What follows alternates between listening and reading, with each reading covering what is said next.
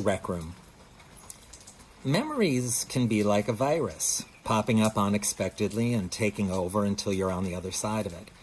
Today, online, where my life and career have largely taken place during the pandemic, I scroll past a little picture of a Disney princess, and for one moment I'm back on a ship in the middle of the Atlantic Ocean.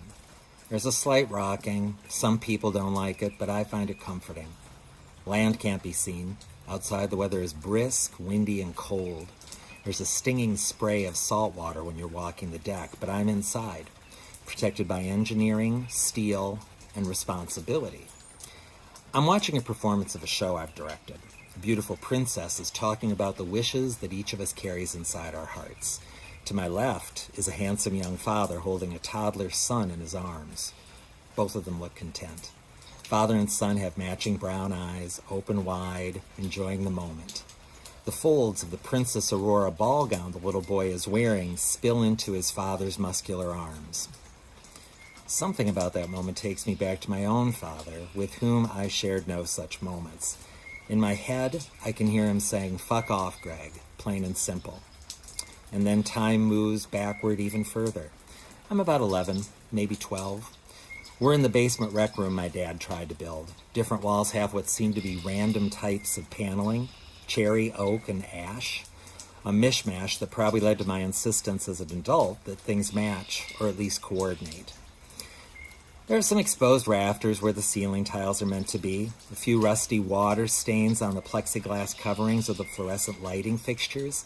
It's not nice, but I don't know that. I haven't learned the difference yet. We're sitting at the well-constructed and often used bar. The purple ashtray, a wedding gift to my parents, is filled with butts from filterless Camel cigarettes. To my father's right is a nearly empty bottle of Canadian Club whiskey in a single cocktail glass. He's well on his way to being drunk.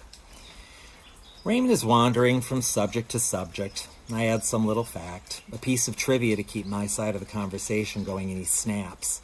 "I knew that. Did you think I didn't know that? Fuck off, Greg." I say nothing, knowing that I've already fanned the flames of the fire that is his temper.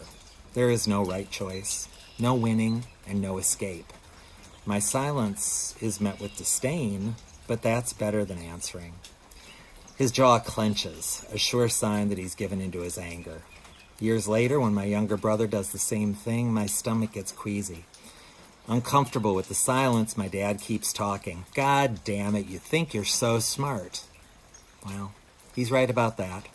I do think I'm smart. "Just remember," continues my dad in dialogue worthy of a bad soap opera writer, "I'm smarter than you. I will always know more than you do. Always. Everything you learn, I will already have known." Well, he's wrong, of course. There are plenty of things I already know that he didn't, and more I've learned since, including this big lesson. No one chooses to be an addict. And as hard as it is to say this, it's far more difficult to be the addict than the child of one.